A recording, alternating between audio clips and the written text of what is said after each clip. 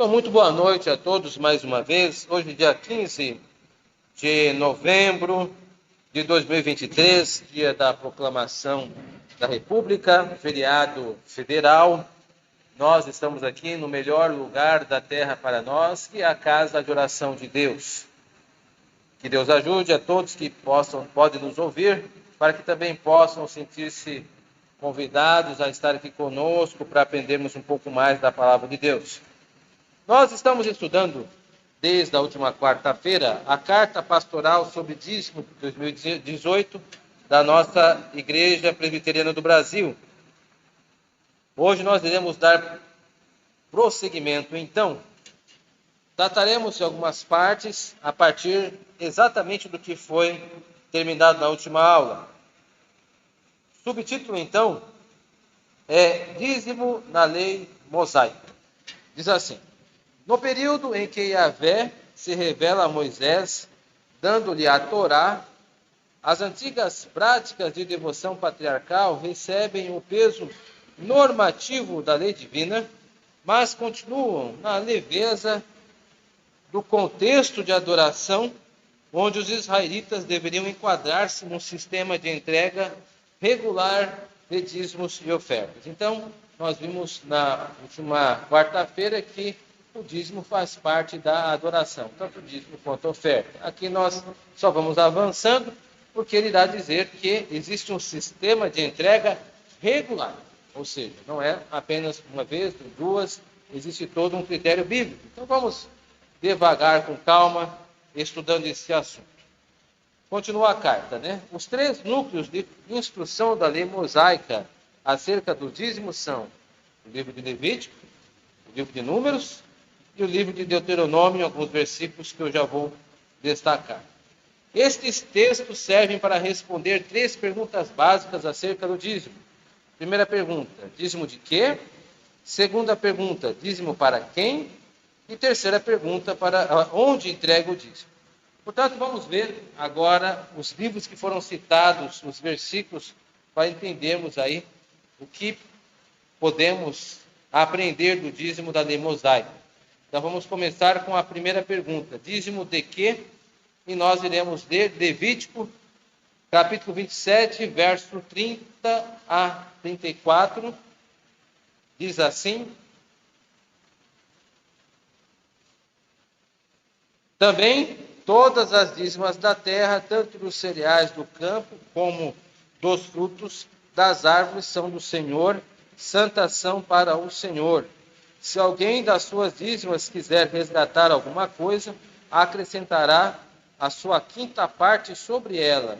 No tocante às dízimas do gado e do rebanho, de tudo o que passar debaixo do bordão do pastor, o dízimo será santo ao Senhor. Não se investigará se é bom ou mal, nem o trocará.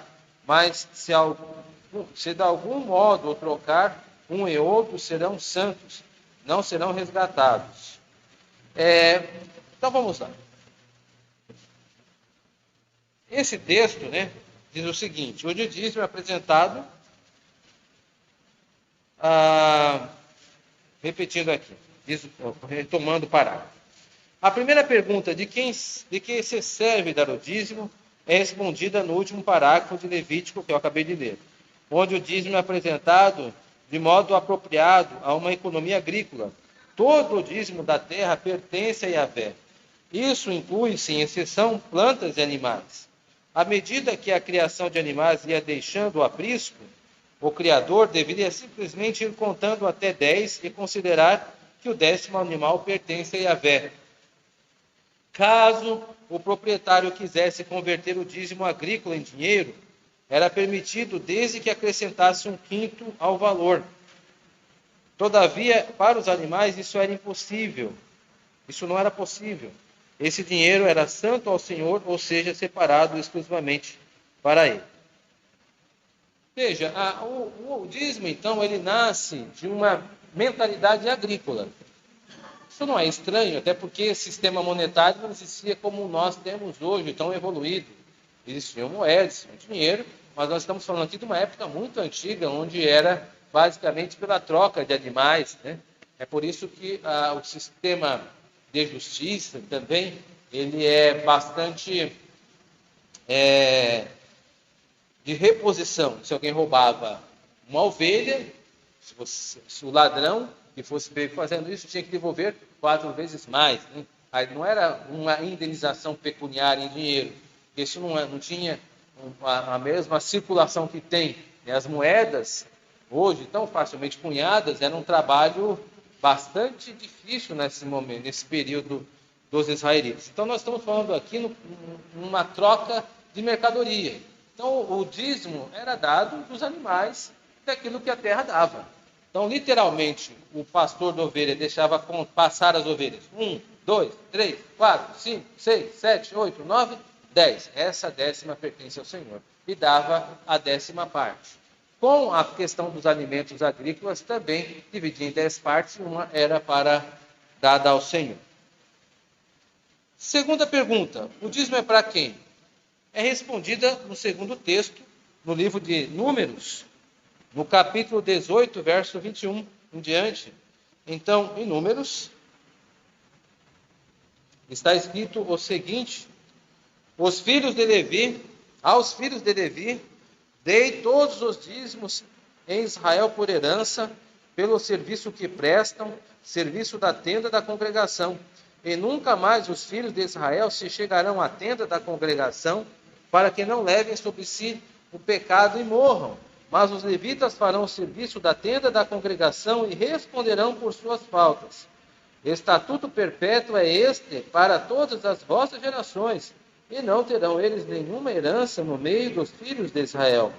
Porque os dízimos dos filhos de Israel, que apresentam ao Senhor em oferta, dei-os por herança aos levitas, porquanto eu lhes disse, no meio dos filhos de Israel, nenhuma herança tereis.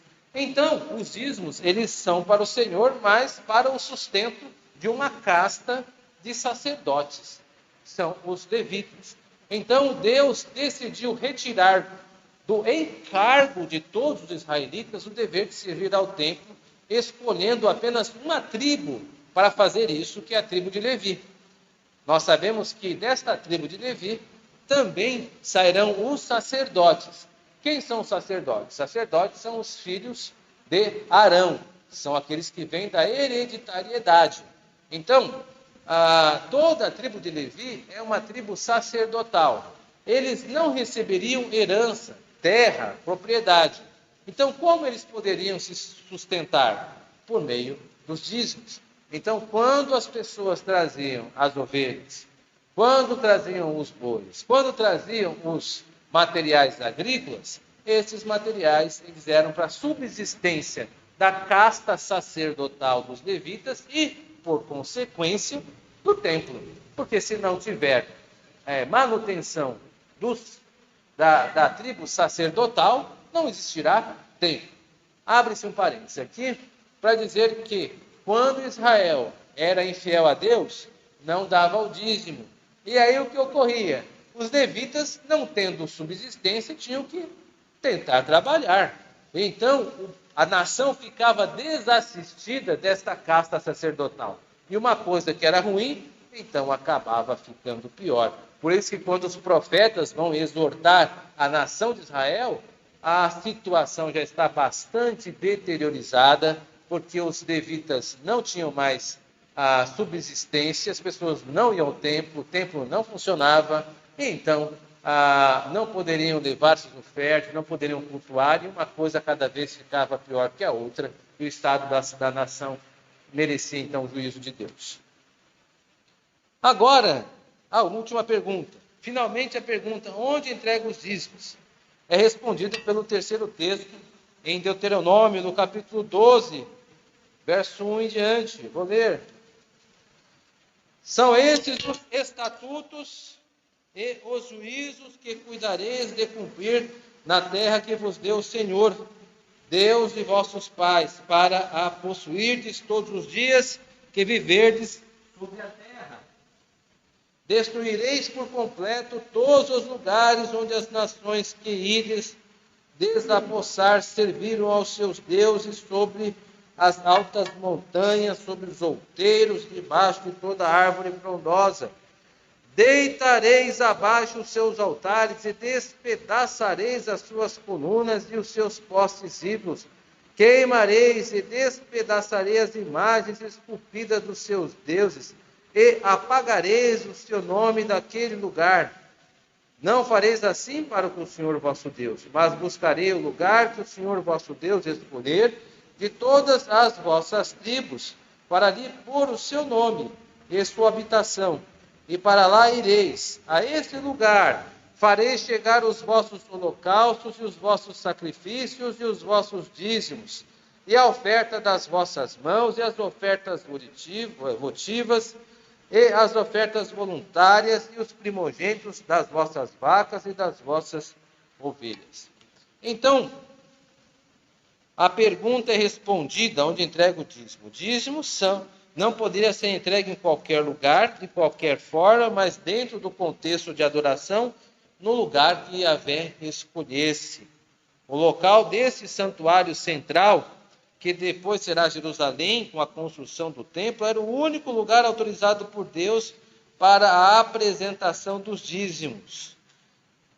Então, é interessante observarmos, meus irmãos e irmãs, que os adoradores, eles não tinham o direito de dar os seus dízimos aonde quisessem dar. Eu vou dar meu dízimo para tal situação, para tal situação. Não, eles davam o dízimo de acordo com as orientações bíblicas, de acordo a como Deus atestou ou fizessem, tinham que levar no lugar de adoração.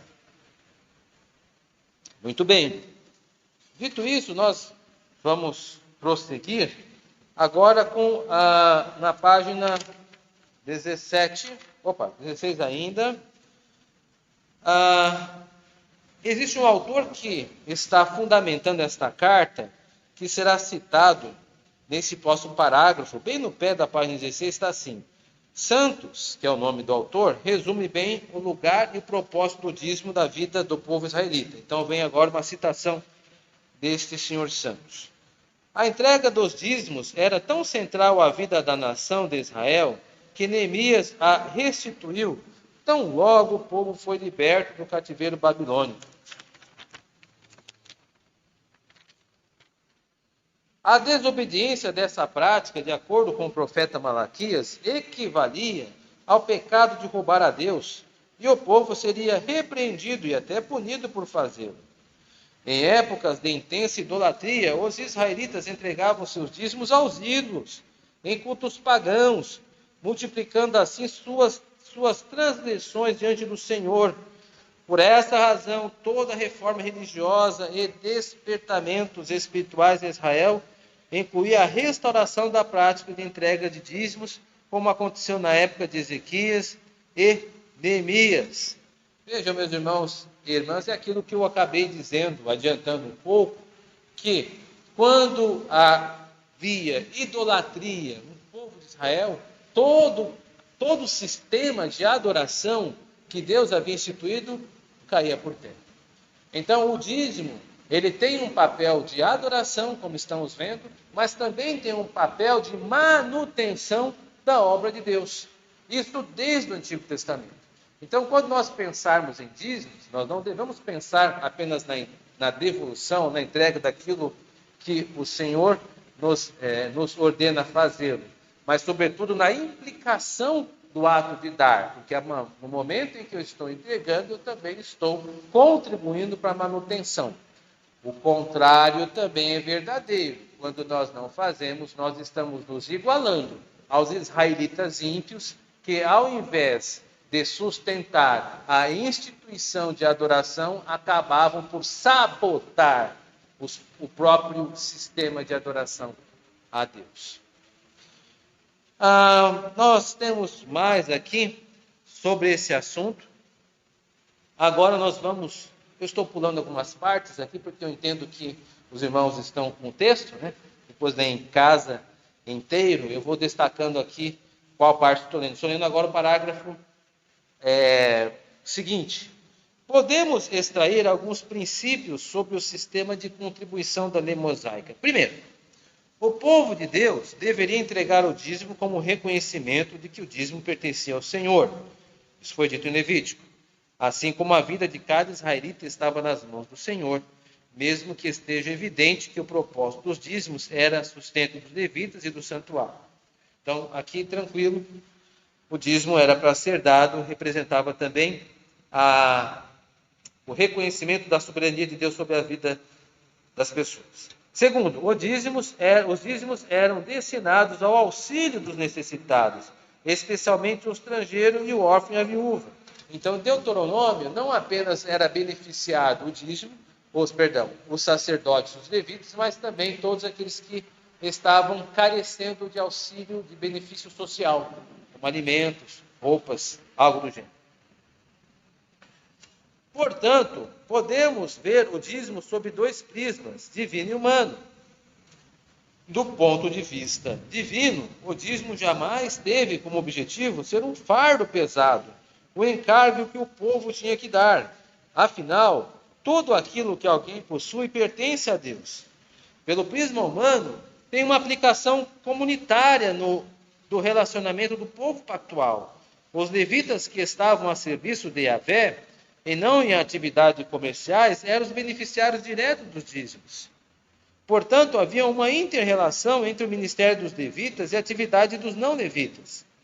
Neste vínculo sinérgico, sinergia significa de ajuda entre as partes, né? Havia a mensagem constante de que eles precisavam um dos outros, especialmente os indefesos que faziam parte da comunidade, pobres, viúvas, órfãos, estrangeiros. Assim, a entrega do dízimo produzia união, como o próprio sentido da raiz hebraica da palavra dízimo sugere, onde o todo, bem unido, assegurava o bem-estar mútuo, revelando um aspecto fundamental para a sociedade saudável. Então perceba que o dízimo, ele não é uma ação individual, é uma ação comunitária. Quando eu entrego o dízimo, me vendo como um israelita no passado, eu estou também trabalhando para alimentar o órfão, para alimentar a viúva e para alimentar a casta sacerdotal. Eu estou contribuindo para a manutenção de todo um sistema que beneficia a comunidade. Então, pensar no dízimo como uma propriedade nossa tem dois males horríveis. O primeiro, que é pecado, é o fato de que você pensar que isso é seu e não pertence a Deus. Afinal de contas, de Deus pertence tudo o que temos. Já João Batista dizia que o homem não pode receber coisa alguma se do céu não for lhe dado. Então, tudo que temos é de Deus, o dízimo representa isso. E segundo mal, é o fato de pensar no dízimo de uma perspectiva pessoal individualista. Eu não vou dar o meu dízimo. Espera aí, e a comunidade que você faz parte, isso não diz nada a você, não toca, você não se coloca em meio ao teu conjunto de pessoas, né? Então, há muitos males envolvidos que está com esses dois aqui. Bom, nós vimos então até agora o dízimo no Antigo Testamento. Vamos partir para ver o que a Bíblia fala do dízimo no Novo Testamento. Na página 18, dízimo no Novo Testamento. A primeira referência ao dízimo no Novo Testamento provém dos lábios do próprio Senhor Jesus Cristo, quando condenava os fariseus por dar o dízimo corretamente, mas esquecer das virtudes embutidas no ensino sobre o dízimo, a justiça, a misericórdia e a fé. Lucas 11, 42.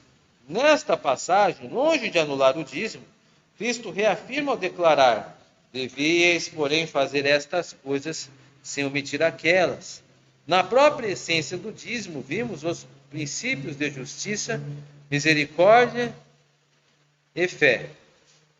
Justiça, ao dar o sustento aos levitas, que dedicariam ao serviço sagrado sem receber herança com as demais tribos.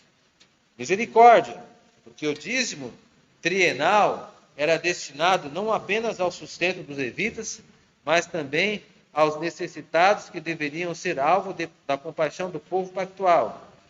E fé, sem a qual é impossível agradar a Deus e que reflete um coração que ama e adora ao Pai verdadeiramente, assim como o dízimo estava ligado ao contexto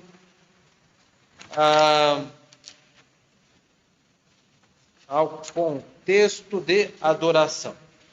Os fariseus estavam entregando o dízimo de forma legalista, sem a essência do ensino bíblico. E Cristo condena isso. Mas quanto ao ato em si de dizimar, ele confirma que deveria fazer sem esquecer a motivação. O significado disso era que se deveriam relevar as questões mais importantes, sem contudo negligenciar as outras. Então esse é um texto que algumas pessoas pegam para criticar o dízimo, dizendo que Jesus Cristo não falou para dizimar. Esse é um erro absurdo de interpretação de texto e só revela o quanto o quadro escolar desta pessoa está prejudicado, porque não é isso, não é assim que se interpreta o texto. Em Mateus 23, no verso 23, diz assim: ai de vós, escribas e fariseus hipócritas, porque dais o dízimo da hortelã, do ende e do cominho, e tendes negligenciado os preceitos mais importantes da lei, a justiça, a misericórdia e a fé. Devias, porém, fazer estas coisas sem omitir aquelas. O que está sendo condenado aqui, obviamente, não é o fato de dar o dízimo. Está sendo condenado que há mesmo trato detalhado que os fariseus davam para dar o dízimo, da hortelã, etc., etc., esse mesmo detalhamento deveria também ser locado em atitude de justiça, misericórdia e fé. Então, não é o fato de dar dízimo que está sendo condenado, mas a metodologia dos fariseus que está sendo aplicada de maneira incorreta. Eles são detalhistas em algumas coisas e não detalhistas em outras, são seletivos. Então, a crítica de Jesus nesse texto é a seletividade. Daí a necessidade de nós continuarmos pagando impostos para o nosso governo, a fim de investir no sistema educacional para evitar que algumas pessoas interpretem o texto de uma maneira imprecisa. Portanto, está claro aqui de que esse texto não se presta à interpretação errada. Continuando aqui. Há um outro texto no Novo Testamento que também precisa ser entendido. Então, o parágrafo seguinte diz o seguinte, diz o que vou ler. A outra situação em que a palavra aparece no Novo Testamento encontra-se nas parábolas do fariseu e do publicano, onde o fariseu, jactancioso, se orgulhava de dar o dízimo de tudo, tudo quanto ganhava. Lucas 18, 9 a 14. Esse texto eu vou citar de cabeça, é aquele texto que o fariseu se posta ao lado do publicano e diz assim: graça te dou a Deus, porque eu não sou como esse publicano, eu dou o dízimo de tudo que recebo. E o publicano, por outro lado, batia no peito dizendo: tenha compaixão de mim, pecador. Enfim, o problema não é dar o dízimo nesse texto, o problema está na posição jactanciosa do publicano. Mais uma vez, a interpretação de texto não condena o fato do dízimo, condena a atitude do fariseu de depender da sua justiça própria, ao invés de confiar na graça do Senhor. Terceiro texto. Um outro lugar em que a palavra dízimo é mencionada é em Hebreus 7, 1 a 10. Especialmente em referência ao dízimo que Abraão deu a Melquisedeque em Gênesis 14 a 20. Como parte do contexto para o sumo sacerdócio de Jesus, conforme o escritor aos Hebreus declara. Eu, em vez de ler, eu só vou aqui resumir com as minhas palavras. É um texto que fala da supremacia do sacerdócio de Cristo em comparação ao sacerdócio dos levitas. O autor de Hebreus diz que o sacerdócio de Cristo é superior ao dos levitas, porque até os próprios levitas, que eram a casta sacerdotal, deram o dízimo a Jesus Cristo, uma vez que ele tinha o sacerdócio perpétuo de Melquisedeque. E Abraão deu o dízimo a Melquisedeque. Então, faz uma comparação entre o sacerdócio de Melquisedeque, a qual Cristo tem, e a comparação do sacerdócio levita, mostrando que o sacerdócio de Melquisedeque, que Cristo tem, é muito superior. Então, o Novo Testamento, ele fala aqui nesse texto de uma prática que era conhecida dos irmãos, que era a questão do dízimo. Mais uma vez, até aqui nós caminhamos para a questão do dízimo no Novo Testamento. esses 3 textos, meus irmãos, são suficientes para termos aqui uma visão, uma orientação e diretriz sobre os dízimos. Vou repetir. São eles Mateus 23, que li agora há pouco, Lucas 18, 9 a 14, que é o do publicano e o fariseu, e agora Hebreus 7 a 10, que é a superioridade do sacerdócio de Melquisedeque e do sacerdócio levítico. Agora nós vamos entrar para uma outra esfera de discussão, que era o sustento dos ministros por meio dos dízimos, que vai tratar agora nesta parte. Mais uma ordem direta de Cristo. O argumento contra o dízimo no Novo Testamento, sobre a ausência de uma ordem expressa de Cristo, já foi derrubado pela primeira referência ao dízimo que vimos quando Cristo reafirmou a sua validade. Isso está lá em Mateus 23, 23. Mas, ainda que não tivesse um assim diz o Senhor, vale lembrar que o argumento do silêncio serve para os 2 lados. Assim como também o é utilizado para a prática do batismo, em lugar da circuncisão, da ceia do lugar das Páscoas e da guarda do dia do Senhor no domingo, e não mais no sábado, sem necessariamente ter uma ordem expressa. Contudo, já vimos, há uma ordem clara de Jesus. Apesar de já convencidos, vale aqui lembrar de mais uma ordem expressa de Cristo sobre a entrega do dízimo, preservada pela inspiração divina através do apóstolo Paulo, ainda que a palavra não apareça. O contexto inteiro fala sobre a entrega do dízimo no Antigo Testamento para o sustento dos levitas. É a passagem de 1 Coríntios 9, capítulo 9, 7 ao 14, que passaremos a considerar. Então, vamos ler esse texto para ficar mais claro o que o apóstolo está dizendo e como a carta interpreta. Então, em 1 Coríntios, no capítulo 9, versos 7 ao 14, diz o seguinte: você que não achou, só ouça por enquanto. Quem jamais vai à guerra à sua própria custa? Quem planta a vinha e não come do seu fruto? Ou quem apacenta o rebanho e não se alimenta do leite do rebanho? Porventura falo isto como homem, ou não diz também a lei? Porque na lei de Moisés está escrito: não atarás a boca do boi quando pisa o trigo. Acaso é com bois que Deus se preocupa?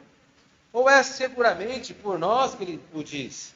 Certo que é por nós que está escrito: pois o que lavra, cumpre fazê-lo com esperança. O que pisa o trigo, faça-o na esperança de receber a parte que lhe é devida. Se nós semeamos as coisas espirituais, será muito recolhemos de vós bens materiais? Se outros participam desse direito sobre vós, não temos ou nós em maior medida? Entretanto, não usamos desse direito, antes suportamos tudo para não criarmos qualquer obstáculo ao Evangelho de Cristo. Não sabeis vós que os que prestam serviços sagrados do próprio templo se alimentam? E quem serve ao altar, do altar tira o seu sustento? Assim ordenou também o Senhor aos que pregam o Evangelho, que vivam do Evangelho. Bom, e a carta continua. O apóstolo lembra a forma como os que serviam no santuário se sustentavam, ou seja, por meio dos dízimos que eram trazidos ao altar do Senhor. E Paulo então declara: assim também ordena o Senhor. Paulo faz uma ligação clara e direta entre o sustento dos levitas no Antigo Testamento e o sustento dos pregadores do Novo Testamento. Note que Paulo afirma que isso que ele acaba de citar, o sustento dos ministros, está totalmente envolto no mesmo modelo veterotestamentário de adoração, com a entrega de dízimos para o sustento dos sacerdotes. E aqui, Senhor Cristo ordena da mesma maneira que os pregadores sejam sustentados pelos dízimos do povo de Deus. Quem somos nós para desprezarmos, assim diz o Senhor, que é trazido a nós pelo ensino do apóstolo? Trata-se nada mais, nada menos que uma ordem do Senhor à igreja. Mais tarde, o apóstolo Paulo, escrevendo a Timóteo, declara em 1 Timóteo 5, 17 a 18, os presbíteros são dignos de dobrados honorários, onde eles achariam os recursos para sistematicamente pagar os honorários mensais, senão por meio da contribuição sistemática ordenada por Cristo. Vemos, pois, que a prática do dízimo tem amplo respaldo na palavra de Jesus. Então, aqui no capítulo 9, está comparando a justificação dos dízimos para o sustento daqueles que pregam o Evangelho. A Igreja Presbiteriana do Brasil sempre entendeu desta forma. Há um dispositivo na Constituição, no artigo 5º da Constituição da Igreja Presbiteriana do Brasil, que afirma que uma igreja ela só pode ser igreja se ela tiver condições de sustentar as demandas de uma igreja, pagar os impostos, pagar as questões que envolvem a manutenção do templo, luz, água, e com certeza também poder pagar o ministro do Evangelho que será deslocado para a igreja. As igrejas presbiterianas do Brasil são muito zelosas quanto a isso, porque elas entendem que um homem para pregar o Evangelho precisa dedicar-se o tempo todo para isso, e que uma igreja não merece menos do que isso. Imagine só você ser servido por um pastor que trabalhou 5 dias da semana, 6 dias da semana, das 8 às 5, em um outro trabalho que não é igreja. Como é que esse homem poderia construir um sermão digno de ser um sermão ouvido, tanto para indoutos, quanto para doutos, tanto para crentes, quanto para incrédulos? Os irmãos não têm condição. Quem já fez um sermão sabe exatamente o que eu estou dizendo, o tempo e o labor que leva e a dedicação que isso exige. Então a igreja presbiteriana entende que para ser uma igreja presbiteriana, precisa sim ter um ministro alocado a fim de sustentar o rebanho, a comunidade eclesiástica de uma teologia saudável e integral. E isso não pode ser feito apenas no fim de semana. A igreja não é um local que vamos estar lá apenas no fim de semana e sermos visitados, sermos adventados apenas esporadicamente. Então, a ideia aqui no texto é que não há nenhuma dificuldade em que os ministros sejam sustentados, muito pelo contrário, é uma demanda bíblica. Paulo está criticando os coríntios porque não queria ser sustentado pelos coríntios, porque eles eram imaturos. Mas a igreja da Macedônia, por exemplo, sempre sustentou o ministério do apóstolo Paulo, que ele sempre se orgulhou em dizer, haja vista a epístola aos Filipenses. Os assuntos basicamente foram esses. Ainda há uma parte da nossa carta falando sobre a entrega de dízimos como manifestação histórica. Então, alguns pais da igreja antiga falaram sobre dízimo. Por exemplo, Irineu dizia: devemos ofertar os primeiros frutos dos dízimos, nunca menos de 10%, pois somos participantes de uma esperança maior. E Orígenes também, em um texto, ele diz que temos a ordem do Filho do Novo Testamento para dar o dízimo. Calvino também, comentando 1 Coríntios 9, entende e faz ligação disso com o ministério levítico. Então, nós vamos encerrar hoje por aqui. Mostramos que o dízimo tem fundamentação bíblica no Antigo Testamento e tem fundamentação bíblica no Novo Testamento. E que os dízimos no Novo Testamento são para parte desse dízimo, para sustento dos ministros e, com certeza, a outra parte para os benefícios sociais daqueles que estão sofrendo algum tipo de prejuízo. Que Deus nos abençoe e que consigamos continuar crescendo no conhecimento do Senhor. Amém.